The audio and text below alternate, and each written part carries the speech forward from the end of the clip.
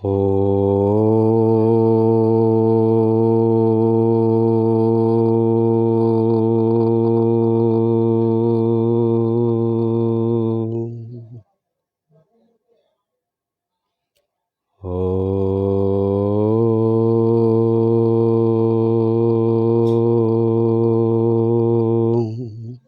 गण गणपतये नमः। ओम श्री सरस्वतीये नमः। ओम श्री गुरुभ्यो नमः।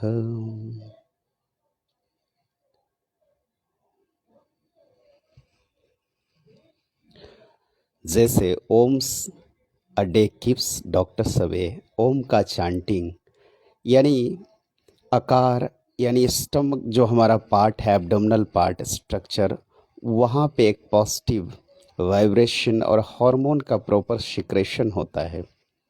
ठीक उकार आ उ मा हार्ट का पार्ट हो गया है। जैसे हिरण्यगर्भ ब्रह्मांड में है, वैसे ही हृदय में हिरण्यगर्भ और हृदयानंद स्वामी परमात्मा का वास आत्मा के रूप में, प्राण के रूप में है। जिससे कार्डियोवैस्कुलर सिस्टम काम करता है। मकार यानी मस्तिष्क का पार्ट हो गया, इसलिए ओम सडे कीप्स डॉक्टर्स अवे कहा जाता है। ओम का चांटिंग जरूर हमें दिन में कुछ बार करनी चाहिए। सुबह जरूर करें, डीप ब्रीथ करके चांटिंग करें। हो सके तो दोपहर में कर ले, हो सके तो शाम को भी जरूर कर ले। ओम सडे कीप्स डॉक्टर्स अवे, एक बार कहने पर हम बीमारी से या disease away. Om a day keeps disease away और डिजीज प्रूफ आवर बॉडी। ये एक प्रकार की प्राणायामा है। इसलिए किसी भी मंत्र के सिर जो होता है, head of the all mantras is starting from Om's chanting. Om is a very important divine word. Right now scientist वैज्ञानिकों ने भी सिद्ध कर दिया है। NASA was such, he was listened through his radar system instrument, technical system. The sun, glow of the sun is one sound. That sound he was certified through NASA. Its sound is Om. Om. यानी जो पूरे universe को या energy दे रहा, ऊर्जा दे रहा, पृथ्वी पर जीवन दे रहा, वहां से भी ओम ओम, वहां से भी ओम की ध्वनि। The sound of divine is Om. This is the sound of sun. शन यानी सुपर पावर, सूर्य नारायण। इसलिए स्टार्टिंग में जरूर त्रिबार यानी 3 टाइम्स ओम का चैंटिंग करके ही सत्संग शुरू करते, प्रवचन शुरू करते, पूजा शुरू करते। और आप देख ले, सभी मंत्रों का जो शुभारंभ होता है ओम से ही होता है। कुछ तो होगा। इसलिए हमने बोला आ फॉर एब्डोमेन, यू फॉर ऊ फॉर यूनिवर्सल कॉन्शियसनेस, उकार, मकार एम फॉर माइंड। सो आ plus U plus M is equal to Om. इसलिए Om's chanting Om's day keeps disease away, बीमारी को दूर रखे। और जब भी बीमारी नहीं होगा तो डॉक्टर्स क्यों है? तो ओम्स डे कीप्स डिजीज अवे, बीमारी को हम दूर रखें। लेकिन डॉक्टर्स की भी बहुत इम्पोर्टेंस है। The knows the body structure and the work function of the body. Doctor को ये मालूम होता है कि बॉडी की फंक्शन क्या हो रही है। वो एक प्रकार का विशेषज्ञ है हमारे शरीर के स्ट्रक्चर का। They are study deeply about the structure of the body. और body structure is just like a structure of this beautiful universe. हमारा शरीर का स्ट्रक्चर और ब्रह्मांड का दोनों समान है, क्योंकि शरीर हमारा और ब्रह्मांड दोनों एक ही तत्वों से बना है। और ये स्टार्टिंग हम देखें तो सटिल सूक्ष्म रूप से, तो हमारा शरीर भी परमाणु का एक छोटे छोटे परमाणु अति सूक्ष्म, नॉट बाई साइपन और नॉट, परमाणु इज अति सूक्ष्म जो दिखता भी नहीं है। परमाणु के कण से शुरू हुआ, परमाणु से मॉलिक्यूल्स, परमाणु से अणु, और अणु यानी दोनों का कंपाउंड योग से हमारा शरीर योग से बनना शुरू हुआ। और फिर सेल्स का निर्माण हुआ, सेल से फिर टिश्यूज का निर्माण हुआ, ऑर्गन्स का, अंग का निर्माण हुआ, और धीरे धीरे पूरा शरीर का निर्माण हो गया। इसलिए परमाणु पदार्थ का सबसे छोटा से छोटा कण होता है, पार्टिकल्स है, जिसमें पूरा का पूरा गुण होता है सब्सटेंस का, पदार्थ का। तो परमाणु का, दो परमाणु के योग से एक कोश बना, सेल्स बना, सेल्स से टिश्यूज उत्तक बना, और से टिश्यू से फिर ऑर्गन्स बना, और ऑर्गन्स से, अंग से शरीर का पूरा निर्माण हुआ। तो ये शरीर का आप देखें, दो शेल्स से जैसे आप देखें H2O इज अ कंपाउंड, दो हाइड्रोजन और एक ऑक्सीजन, दो हाइड्रोजन और एक ऑक्सीजन क्या है, कंपाउंड है, यौगिक है। दो हाइड्रोजन और एक ऑक्सीजन जिससे जल बना, जल एक कंपाउंड है, यौगिक है। और जल देखे ब्रह्मांड में भी 45% है, नहीं 45% नहीं, 70 to 75% वाटर है, पानी है इस ब्रह्मांड में। ब्रह्मांड में नहीं कहे, पृथ्वी पर कहे। और हमारे शरीर में भी 70% जल है, शरीर में 70% जल है। तो जल की एक बहुत बड़ी मात्रा है। जल क्या है, कंपाउंड है, गैस है। जल क्या, गैस है, जो शरीर में भी है और ब्रह्मांड में भी है जल। तो एक धीरे धीरे ये स्ट्रक्चर फॉर्म हुआ और पूरे शरीर का निर्माण हुआ। इसलिए हमने कहा शरीर हमारा और ब्रह्मांड दोनों एक ही प्रकार से बनी है। इसलिए जो जो फंक्शंस, क्रियाएं ब्रह्मांड में घटित होती है, वो सारी क्रियाएं हमारे शरीर में भी घटित होती है। कितना क्लोज है हमारा शरीर और ब्रह्मांड, कितना क्लोज है हमारा शरीर और नेचर यानी प्रकृति। इसलिए हमें प्रकृति के साथ होनी चाहिए। और कुछ समय से हम प्रकृति से बिल्कुल डिस्टेंस बनाते जा रहे हैं, दूरियां बढ़ाते जा रहे हैं। अब शरीर का जो जो आप देख ले, शरीर पर आप चिंतन करें, और शरीर में जैसे हमारी कनेक्टिविटीज नाक से है, श्वास से है, रेस्पिरेशन से, ब्रीदिंग से है, इस ब्रह्मांड से, यानी हम हवा से जुड़े हुए हैं ब्रह्मांड से। और हवा यानी ऑक्सीजन से जुड़े हुए कह ले, जो बहुत कम मात्रा में 20% है, 20% है, 21% ऑक्सीजन है। ऑक्सीजन आप देखें ब्रह्मांड से कैसे कनेक्ट होके बन के आ रही है, और फिर उस ऑक्सीजन से पूरे हमारे शरीर को ऊर्जा मिल रही है, कनेक्टेड है। यानी इस ब्रह्मांड से एक क्षण के लिए भी हम डिसकनेक्ट होके नहीं रह सकते हैं। वी कांट लिव और disconnect with this beautiful universe. हम इस ब्रह्मांड से डिसकनेक्ट होके कभी नहीं रह सकते, एक क्षण के लिए भी नहीं रह सकते। और आज कोशिश हम करते हैं कि डिस्कनेक्ट ही हो। प्रकृति से हमारा कनेक्टिविटीज भी नहीं होता है। प्रकृति से कनेक्टिविटीज का अर्थ है कि पांचों तत्व हमारे जो शरीर में हैं, जिससे शरीर बनी है, आकाश जिससे मन, बुद्धि, चित्त, अहंकार बनी है, वायु, पंचवायु है शरीर में, प्राणवायु जो हृदय में कार्डियोवैस्कुलर सिस्टम को एक्टिवेट करके रखती है, प्राणवायु, समान वायु जो डाइजेस्टिव प्लेक्स सिस्टम को हमारी ठीक रखती है।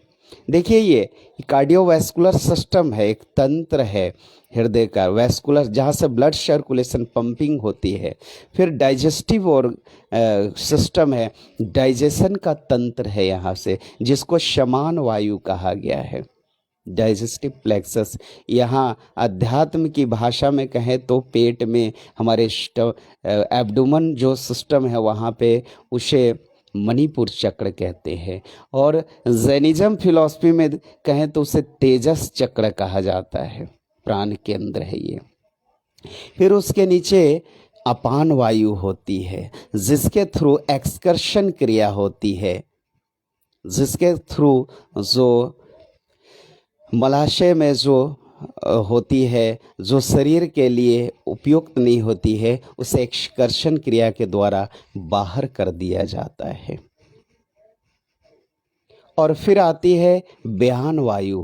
पंचवायु में ब्यान वायु, ब्यान यानी जो बहते रहे, फ्लो करते रहे ब्लड के साथ, बिना ऑक्सीजन का ब्लड सर्कुलेशन भी नहीं हो, तो पूरे शरीर में ब्लड का सर्कुलेशन दौड़ते रहता है हमारा। इसलिए तो कहते हैं थोड़ी सी फिजिकल एक्टिविटीज करनी चाहिए, आसन प्राणायाम व्यायाम करनी चाहिए, योग करनी चाहिए, वॉकिंग मॉर्निंग वॉक भी कर सकते, it is very good, but योग करें तो बहुत अच्छी चीज़ है। तो इससे क्या होगा, पूरे शरीर की क्रिया रचना जो है, सिस्टम जो है एक दूसरे से बिल्कुल, वैसे तो कनेक्टिविटीज होती ही है, वो कनेक्टिविटीज नहीं हो तो बहुत कुछ डिस्टर्ब हो सकता है, पैरालिसिस हो सकती है, अटैक हो सकता है, जो हो रहा।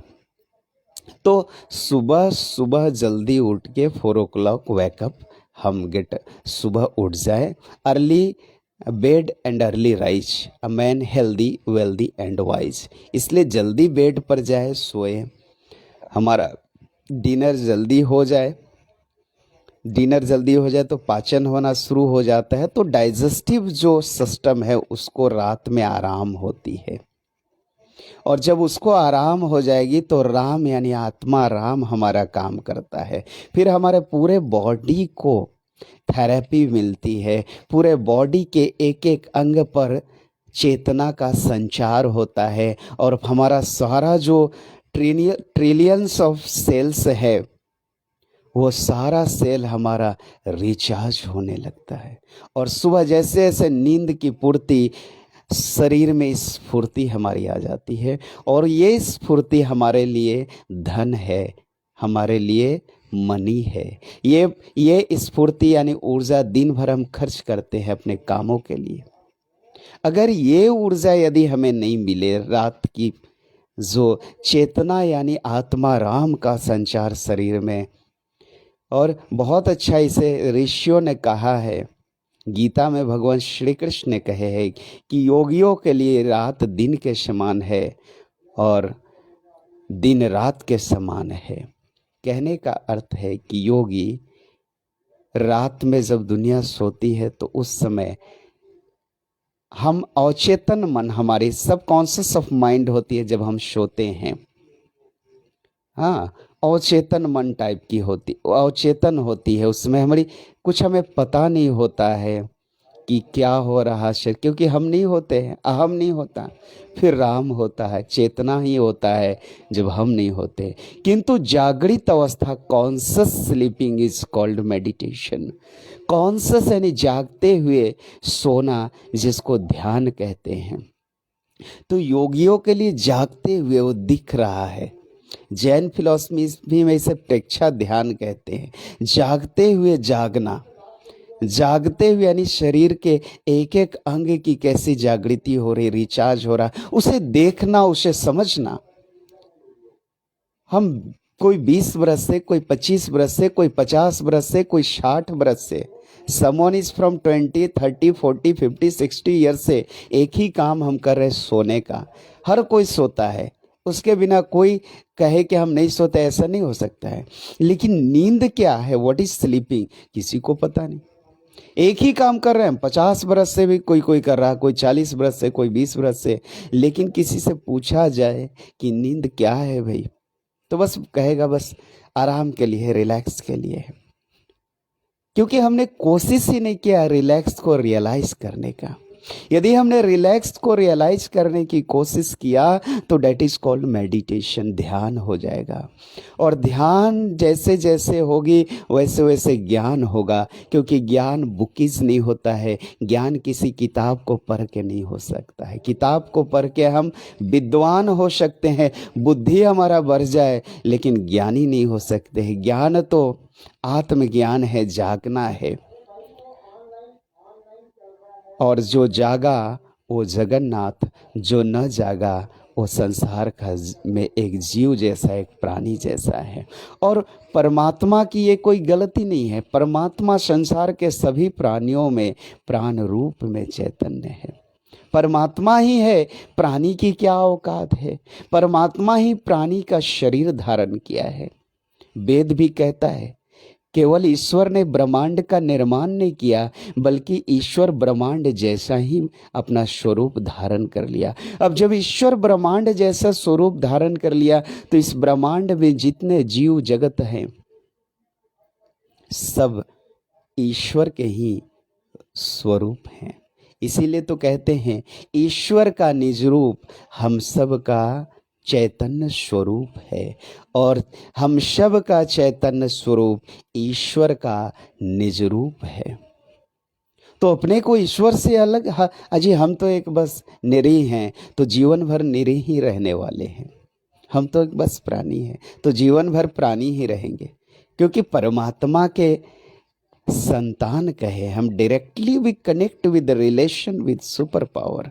हमने संसार से बहुत रिलेशन बना लिए हैं, जो रिलेशन डिस्कनेक्ट। आप देखिए बचपन के दोस्त भी नहीं मिलते आपको, जवानी के दोस्त नहीं मिलते एक ओल्ड एज में, और ओल्ड एज के बाद तो फिर सारे संबंध रिलेशन ही डिस्कनेक्ट हो जाते हैं। तो फिजिकल रिलेशन जो है, सांसारिक संबंध, कुछ पीरियड ऑफ टाइम यानी कुछ समय के लिए, कुछ काल के लिए है। तो क्यों ना जो महाकाल है, जो परमानेंट है, उससे हम रिलेशन बनाएं। हमने सारे संबंध तत्काल वाले बना रखे हैं, हमने सारे संबंध क्षणभंगुर बना रखे, टेम्पोररी बना रखे हैं। परमानेंट संबंध बनाए और परमानेंट से मिलके परमानेंट हो जाए, जिसे हम परमात्मा कहते हैं। परमात्मा इज परमानेंट एंड ऑल सांसारिक वर्ल्डली रिलेशन इज टेम्पोररी। परमात्मा ही पक्का है, क्योंकि हर आत्मा परमात्मा के ही शो। और जागने का सबसे बड़ा जो स्कूल है, the school of self realisation is our body. हम अपने शरीर को स्कूल ऑफ सेल्फ रियलाइजेशन कह सकते हैं। इस शरीर के माध्यम से ही हम जाग सकते हैं, आत्म साक्षात्कार कर सकते हैं।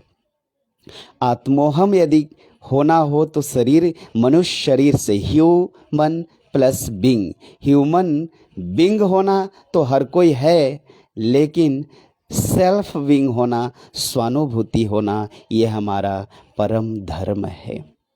We are all human being, human है, बिंग भी है, सभी में कुछ न कुछ है। सब अपनी जाति, सब अपने समाज में के लिए रिस्पॉन्सिबल है, करते भी है। लेकिन ह्यूमन बीइंग के अलावा जो हमारी जो सबसे बड़ा उद्देश्य है, जो aim of the life, goal of the life है, to realise the super power within. परमात्मा को आत्मा के रूप में दर्शन कर लेना या जाग जाना, not Darshan. What is Darshan? Darshan through this eyes is wrong. परमात्मा को स्वानुभूति कर लेना यानी जाग जाना, यह हमारा परम धर्म है। रामकृष्ण परमहंस ठाकुर जी कहते थे मनुष्य जीवन का कोई सबसे बड़ा गोल है, उद्देश्य है, अचीवमेंट है तो परमात्मा को मैं जीवन हो जाना, जाग जाना। आज रामकृष्ण परमहंस के गए भी 100 वर्ष से ऊपर हो गए, फिर भी हम याद करते हैं, उनके शब्दों को याद करते हैं। लेकिन साधारण से हमारे परिवार के, हमारे दादा परदादा, वो भी 50-100 वर्ष पहले गए, कहाँ को याद करता है? याद उसी को होती है जो अमर हो गया, जिसने मरा नहीं, शरीर त्याग किया, एक पुरानी कपड़े की तरह शरीर का त्याग किया और फिर ब्रह्मांड को ही धारण कर लिया, फिर शरीर की आवश्यकता न पड़ी। तो फिर शरीर को धारण करना, शंकराचार्य आदि शंकराचार्य जी ने कही है, पुनरपि पुनः पुनः जन्म लेना, पुनः पुनः मृत्यु को प्राप्त होना, पुनरपि जननम पुनरपि मरणम पुनरपि जननी जठरे शयनम भज गोविंदम भज गोविंदम भज गोविंदम मूढ़मता। पुनः पुनः जन्म लेना मरना, जन्म लेना मरना, क्या है ये? What is this? कोल्हू के बैल जैसे घूम रहे वहीं आ जा रहे फिर से। हाँ, तो फिर ये वेस्टेज ऑफ टाइम है, समय का दुरुपयोग है। इसको हमारे परम पूज्य योगी श्रेष्ठ, या कह सकते हैं समर्थ रामदास स्वामी महाराज ने कही है, वी आर द किलर।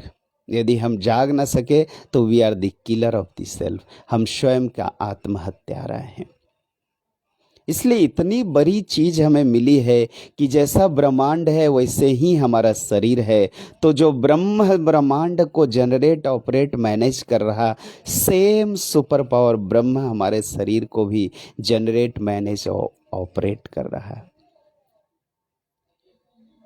और शरीर हम है नहीं। अब यहाँ निर्णय करो कि शरीर हम है नहीं, हम अहम ब्रह्मास्मि, वेद कह रहा, मैं नहीं कह रहा। तो ब्रह्म ही मैं हूँ, ब्रह्म ही आप हैं, हम सब हैं। तो फिर चिंता किस बात की, भय किस बात की, तनाव किस बात की, रोग किस बात की, राग किस बात की, द्वेष किस बात की? ब्रह्म ही है, हम नहीं हैं, हम ब्रह्म ही हैं। अहम ब्रह्मास्मि, हम सब ब्रह्म के ही स्वरूप हैं। जब हम शरीर नहीं, आत्मा है, और आत्मा ब्रह्म है, आत्मा परमात्मा है, तो जो ब्रह्म ब्रह्मांड को चला रहा वही ब्रह्म इस शरीर रूपी ब्रह्मांड को चला रहा। तो शरीर में जो चेतना है वो ब्रह्म है और शरीर है, दो ही है। तो हम शरीर नहीं है, हम चेतना है, चेतना मतलब ब्रह्म होता है, तो हम ब्रह्म हैं। तो ब्रह्म जैसा हम रहें, ब्रह्म जैसा हमारा चिंतन हो, ब्रह्म जैसा अनुभूति हो। अब अपनी अनुभूति हमें करने की आवश्यकता है। This is very important. आज तक हम शरीर का अनुभूति करते आए, आज तक हम शरीर से रिलेटेड सेंसेस का, इंद्रियों का चिंतन करते आए, उसी में भोग में लगे रहें। अब योग यानी स्वयं जो हम रियल हैं, जो सत्य है, यानी हम ब्रह्म स्वरूप हैं, तो अपनी ब्रह्मानुभूति में हम लगे, अपनी स्वरूप में लगे, सतत स्वरूप का चिंतन हम करें और फिर स्वरूपानंद हो जाए, फिर हम ब्रह्म ही हो जाते हैं। और ब्रह्म को कोई बीमारी नहीं होती, ब्रह्म को डिप्रेशन नहीं होता, ब्रह्म को टेंशन नहीं होता, ब्रह्म को राग रोग नहीं होता, ब्रह्म को दुख कष्ट नहीं होता है, ब्रह्म को दरिद्रता नहीं होती। ब्रह्म तो राजा है, ब्रह्मा यानी किंग, ब्रह्म इज अ, ब्रह्म यानी परमात्मा is a king of this universe, this world. तो हम भी राजा हैं, हम सब राजा हैं। तो राजा की तरह हम जिए, बोल्डनेस हमारे अंदर होना, there is no fear, faith होना चाहिए, फेथ इन सेल्फ, अपने ऊपर विश्वास हो, तो धीरे धीरे हमें ब्रह्मानुभूति होने लगती है। और ब्रह्मानुभूति ही जीवन है, ब्रह्मानुभूति ही सत्य है। इस सत्य के सत्यापन के लिए हम यहाँ तक पहुँचे हैं। We are all was in the journey of the divine path। हम सब एक यात्रा में थे और ये यात्रा यहाँ तक पहुँची है कि हम शरीर तक पहुँचे हैं। शरीर स्वयं के जगाने के लिए सबसे बड़ा लेबोरेटरी है। और body is one of the best lab और प्रयोगशाला to realise, research and certified, I am not body, I am the owner of the body, I am the user of the senses, I am not body। ये भ्रम को आप मिटा दें, ये भ्रम को दूर कर दे कि हम शरीर हैं और शरीर की मृत्यु होती, शरीर को रोग होता, शरीर को राग होता, शरीर को बीमारी होती, शरीर में ही दरिद्रता है, ब्रह्म में नहीं। तो क्यों ना हम निश्चित कर ले, तटस्थ हो जाएं। और समय है, समय रहते यदि हमने नहीं जागा तो we are the killer of the self. फिर हमें आत्महत्यारा का पनिशमेंट मिलेगा और फिर पुनरपि जननम पुनरपि मरणम पुनरपि जननी जठरे सैनम। Then we are going to killer of ourselves if we will not realize the reality of the human life. Human life is a golden life. मनुष्य का जीवन स्वर्णिम काल है। इस स्वर्णिम काल में यदि स्वयं को जगा नहीं सके तो ये सबसे बड़ी जीवन की दुर्घटना है, एक्सीडेंट होगा। अब एक्सीडेंटल ह्यूमन बीइंग होना है कि क्या होना है, ये हमारे ऊपर डिपेंड करता है।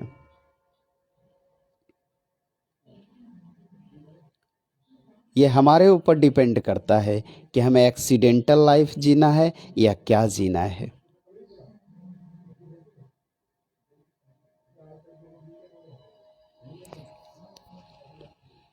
इसलिए ये बहुत ही इम्पोर्टेंट है कि हम जागे। जागने वाले ही जॉय ऑफ लाइफ को एंजॉय कर पाते हैं। नहीं जागने वाले सदा सोते रहते हैं।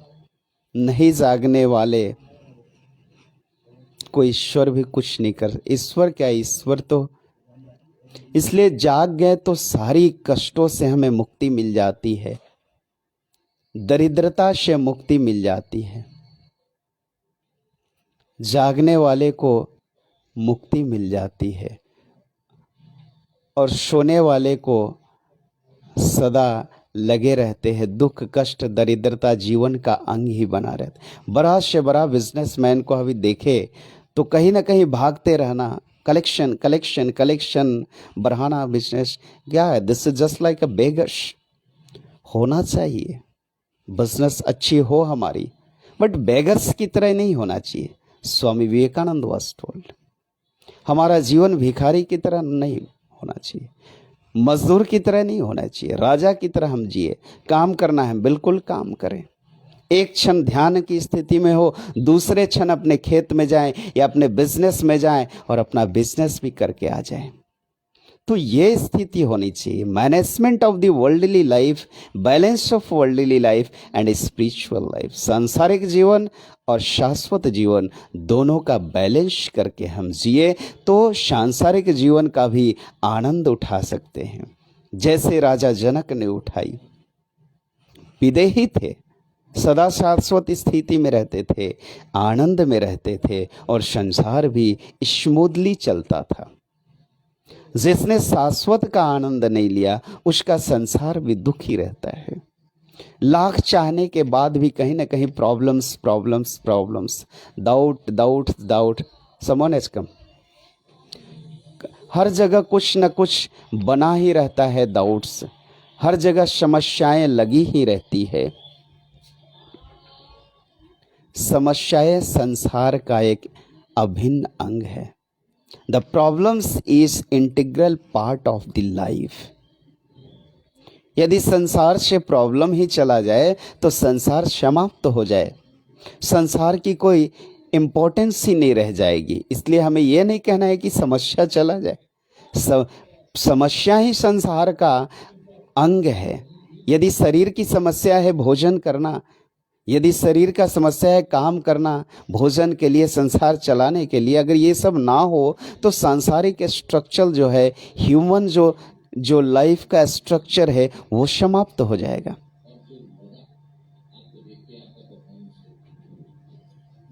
इसलिए जो वर्ल्डली स्ट्रक्चर है वो स्ट्रक्चर बनी रहे, इसलिए संसार समस्याओं से घिरा है।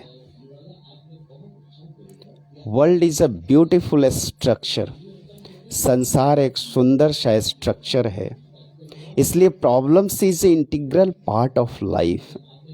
यदि संसार में प्रॉब्लम ना हो तो संसार भी नहीं चल सकती है।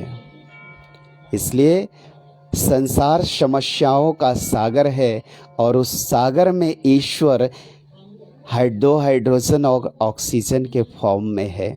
जो उड़ जाए तो सागर समाप्त हो जाए। तो सूक्ष्म रूप से गुप्तेश्वर ईश्वर ही है जो संसार के एवरी मॉलिक्यूल्स में एटम्स के फॉर्म में, परमाणु के फॉर्म में है। परमात्मा अति सूक्ष्म है और अति विशाल है। एक बीज से जीवन शुरू होता और शरीर एक वटवृक्ष जैसा बन जाता है। जब हम गर्भगृह में होते हैं तो जाइगोट यानी सूक्ष्म छोटा, और फिर वटवृक्ष यानी शरीर का निर्माण हो जाता है। तो कैसा ये स्ट्रक्चर है, कैसा ये डिवाइन स्ट्रक्चर है। किसी फैक्ट्री या कंपनी में इंसान पैदा, ह्यूमन बीइंग पैदा नहीं हो सकता है। The human being will not the product of any factories. किसी फैक्ट्री में कोई रसायन या केमिकल ला के हम ह्यूमन बीइंग नहीं बना सकते हैं। तो इट इज़ वेरी इम्पॉर्टेंट कि संसार इम्पॉर्टेंट है जिसके कारण हमारा जन्म हुआ है। So worldly life is very important. शास्त्रों ने भी इसे गाया है कि गृहस्थ जीवन सबसे बड़ा, गृहस्थ आश्रम को कहाँ स्थान दिया गया है। इसी गृहस्थ आश्रम को पालन करते हुए राम भी आए, इसी गृहस्थ आश्रम का पालन करते हुए कृष्ण भी आए, भगवान भी आए, क्योंकि इसे मेंटेन करना है, मैनेज करना है। The maintain and manage of the worldly life, सांसारिक जीवन, और संसार में रहते हुए सद्गुरु के माध्यम से सत्य को जानना और जाग जाना, ये हमारा ह्यूमन लाइफ का परम उद्देश्य है। One of the goal of our human life is to realize the reality of the worldly life. Worldly life की ओर जीना और चले जाना हम में और एक पशु में, जीव में बहुत अधिक कोई फर्क नहीं है, डिफरेंसेस नहीं है। इसलिए जीव से जगन्नाथ होना है तो हमें शाश्वत जीवन की ओर सद्गुरु की कृपा हो, सद्गुरु के माध्यम से सत्यानुभूति हो, सच्चिदानंदमयी हमारा जीवन हो, फिर जीवन का सदुपयोग होता है।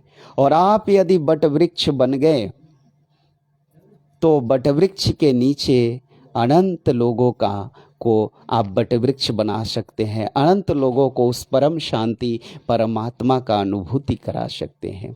जैसे राम कृष्ण के माध्यम से हुआ, जैसे संतों के माध्यम से हुआ, ऋषि मुनियों के माध्यम से हुआ, अनंत अनंत लोग पार हो गए, दरिद्रता से छूट गए, मुक्त हो गए शरीर और इंद्रियों के भोग और रोग से। हमें भी आज उसी रास्ते पे चलनी चाहिए। हम सब का महत्वपूर्ण कर्तव्य है कि संसार में रहे, संसार को भी सुंदर करें और शाश्वत जीवन भी हमारा धीरे धीरे होता रहे। ठीक उसी तरह रामकृष्ण परमहंस कहते थे कि धान चावल की पहले जो निकाले, आज तो मशीन से निकाली है, पहले पहले कूट कूट के निकाल दी थी, तो स्त्रियां किया करती थी वो काम। तो अपने बच्चे को भी देखती थी, ध्यान रहता था, और अपने काम पे भी ध्यान रहता था। तो काम और राम दोनों का बैलेंस करके चले। काम भी होना चाहिए, संसार भी होना चाहिए, ठीक, और राम यानी शाश्वत जीवन भी, परमार्थ भी होना चाहिए। तो परपंच को संभालते हुए परमार्थ पर हम चलते रहें, ये जीवन का हमारा परम उद्देश्य है। इस परम उद्देश्य हेतु हम थोड़ा थोड़ा प्रयत्न करें। जैसे प्रातः जरूर उठे, early bed and early rise a man healthy wealthy and wise. जल्दी बेड पर जाए और जल्दी सुबह उठ जाए, जिससे हम हेल्दी भी रहें, स्वस्थ रहें, वेल्दी यानी समृद्ध रहें, रिच रहें, एंड वाइज ज्ञानी बुद्धिमान भी हम होने लगेंगे, ज्ञानी हो जाएंगे हम, क्योंकि जागने लगेंगे। 4 बजे उठ जाए हम ब्रह्म मुहूर्त में, तो देखिए क्या आमूल चूल परिवर्तन जीवन में होगा। उठ जाए, फ्रेश हो जाए, गर्मी की मौसम है तो कर लें स्नान, फ्रेश हो जाए, सारे नित्य क्रिया करके बैठे अपनी साधना में, करें हम 7 बजे तक साधना। 7 बजे तक किसी को कोई काम नहीं होती है। 7 बजे के बाद 8 बजे के बाद लगे हम अपनी काम में, 2-3 घंटा आराम के लिए दे, बाकी के अपने सारे समय काम के लिए दे। अगर यदि हमने उठा और काम के लिए भी दे रहे हैं तो हम कामुक हो जाते हैं, दरिद्र हो जाते हैं, रोगी हो जाते हैं, भोग में ही जीवन चला जाता है, योग का स्वाद भी नहीं मिलता है। और योग यानी योगेश्वर जो परमानेंट है, उसकी स्वाद भी न मिले तो जीवन दुर्भाग्यपूर्ण है। इसलिए सौभाग्य है कि हम ऋषियों के धरती पे जन्म लिए। Bharat is a land of spirituality, Bharat is a origin of spirituality. Bharat अध्यात्म की भूमि है, धरती है।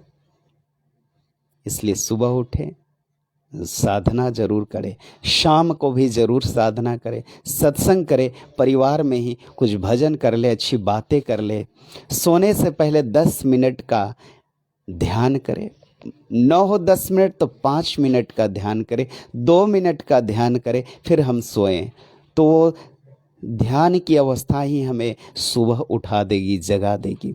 क्योंकि ईश्वर यदि का ध्यान करके सोएं तो ईश्वर हमें सुबह उठा देगा, क्योंकि ईश्वर ही है, हम तो है ही नहीं, और हमारा भी स्वरूप ईश्वर का ही है।